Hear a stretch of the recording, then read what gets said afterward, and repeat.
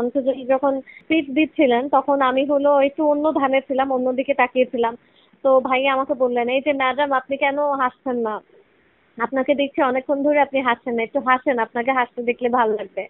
তো তখন আমি একটু হাসিও দিলাম। হ্যাঁ, তো ওনার এই আন্তরিকতাটা আমার খুব পছন্দ হয়েছে। উনি যেভাবে আন্তরিক ভাবে আমার থেকে কেক খেলেন সেই জিনিসটাও আমার কাছে ভালো লেগেছে। আর আমার তখন একেবারেই মনে হয়নি যে বর্ষা আপু এটা নিয়ে কোনো রিয়াক্ট করেছেন বা রাগ হয়েছেন, কারণ ওই সময় স্টেজে ছিলাম।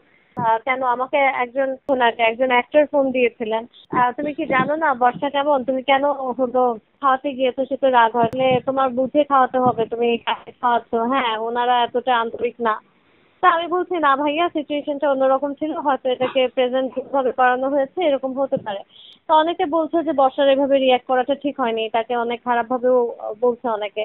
আবার অনেকে তাকে সাপোর্টও দিচ্ছে যে হ্যাঁ কেন, আবার অনেকে আমাকেও খারাপ বলছে যে আমি কেন মানে একটা পরপুরুষকে কেক খাওয়াতে যাব। হ্যাঁ, আজকে দেখলাম যে দুই একটা জায়গায় এটাও লিখছে, এই মেয়েটাও অনেক খারাপ, তার এত ন্যাকামি কেন করতে হবে, তার কেন অন্য হাজবেন্ডকে কেক খাওয়াতে হবে। হ্যাঁ, তো বিভিন্ন মানুষের ভাইয়া বিভিন্ন রকম আসলে চিন্তা ভাবনা থাকে, এখানে আমাদের কোনো হাত নাই। বাট সবাই সবার পার্সপেক্টিভ থেকে হয়তো রাইট। সোশ্যাল মিডিয়া মানেই হলো বিভিন্ন রকমের তর্ক বিতর্ক হতে পারবে, আমাদের সবসময় নতুন নিত্য নতুন এক একটা করে টপিক লাগে। আজকে আমার আছে আমাদের এই টপিকটা, কালকে আবার এটা চেঞ্জ হয়ে আরেকটা আসবে। তো এভাবেই চলতে থাকবে আসলে। এটা খুব একটা নেগেটিভ জিনিস, অনেকে এই জিনিসটাকে পজিটিভলিও দেখছে, অনেকে দেখছে যে এখানে লিখেছে যে আমি বর্ষা, মানে অনেক মেয়েরা লিখেছে যে আমি বর্ষা, আমারও হাজবেন্ডকে কেউ কেক খাইয়ে দিলে পরে বা আমিও এরকমই রিয়াক্ট করবো। হিরো হিসেবে ফার্স্টের দিকে তো অনন্ত জলিল ভাইয়াকে সবাই নিয়ে মজাই করতো, বাট আমি অনেস্টলি বলতে গেলে এই প্রোগ্রামে যখন অনন্ত জলিল না, শুধু ইভেন বর্ষা আপুকেও দেখলাম, আমার মনে হয়েছে ওনাদের ইমপ্রুভমেন্ট লেভেলটা মানে ভাস্ট একটা লেভেল অফ ইমপ্রুভমেন্ট। আমার যখন বর্ষা আপু ফার্স্টে এসে যখন বক্তৃতা দিচ্ছিলেন, স্পিচ দিচ্ছিলেন, তখন আমার পাশে আমার বোন বসা ছিল। আর আমি খুবই অ্যাপ্রিসিয়েট করছিলাম, আমি তাকে বলছিলাম যে বর্ষা অনেক সুন্দর কথা শিখে গিয়েছে, মানে বর্ষা আপু এত সুন্দর আগে কথা বলতে পারতেন না, তো এত সুন্দর করে স্পিচ দিচ্ছে, নিজেদেরকে অনেক বেশি ইমপ্রুভ করেছেন। ইভেন অনন্ত জলিল এসে যেভাবে করে মানুষের সাথে মিশছে বা এন্টারটেইন করেছেন স্টুডেন্টদেরকে, এটা আসলে অনেক মানে আমার কাছে অনেক ভালো লেগেছে। তো তারা অনেক ভাবে করে নিজেদেরকে ডেভেলপ করেছে, অনেক ভাবে করে ভেঙে ভেঙে নিজেদেরকে ইমপ্রুভ করেছে, এই জায়গা পর্যন্ত এনেছে। তো এটা আমি খুব বেশি অ্যাপ্রিসিয়েট করি। অ্যান্ড অনন্ত জলিলকে ডেফিনেটলি আমার অনেক বেশি ভালো লেগেছে এবার এই প্রোগ্রামে। বিজনেস অলিম্পিয়াড একটা অনুষ্ঠান ছিল যেটা শান্ত মারিয়ামে অনুষ্ঠিত হয়েছিল, ওখানে আমি ব্র্যান্ড অ্যাম্বাসেডর হিসেবে ছিলাম, brand ambassador and CEO of the programme. তো যেহেতু আমি শান্ত মারিয়ামের এক্স স্টুডেন্ট, প্লাস আমি যেহেতু ইনফ্লুয়েন্সার মডেল হিসেবে কাজ করছি, তো এই প্রোগ্রামে আমাকে অনেক মানে ব্র্যান্ড অ্যাম্বাসেডর হিসেবে রাখা হয়েছিল। ওইখানে যাওয়ার পরে আমাদের যখন কেক কাটিং সেরেমনিটা ছিল, তখন আমার পাশে ছিলেন শান্ত মারিয়ামের চেয়ারম্যান স্যার। তো চেয়ারম্যান স্যারকে আমি কেকটা খাইয়েছি। তারপরে ছিলেন জলিল ভাইয়া, জলিল ভাইয়াকেও কেক খাইয়েছি। তারপরে ছিলেন বর্ষা আপু, বর্ষা আপুকে খাওয়াতে গিয়েছি। বাট বর্ষা আপু স্বাস্থ্য সচেতন মানুষ, উনি আহ মানে ডায়েট করেন বা খুব বেশি মিষ্টি খান না, যার কারণে উনি খাননি, এটা আমি ফিল করেছি। তো এই জিনিসটাই হয়তো মানে ওভাবে করে উপস্থিত করা হয়েছে আর কি। উনি আমার হাতে কেক না খেয়ে মানে রাগ হয়ে চলে গিয়েছেন, বাট ওই সময়টা আসলে আমার এটা ফিল হয় নাই। আমি এটাকে খুবই নর্মালি দেখেছি যে যেহেতু একজন নায়িকা, মিডিয়া পার্সোনালিটি আমরা যারা আছি, আমাদের সবারই একটুখানি মেনটেনেন্সের ব্যাপার থাকে, ফুড হ্যাবিটের ব্যাপার থাকে। তো বেশি চিনি খাওয়া বা বেশি মিষ্টি খাওয়া আমাদের জন্য ঠিক না।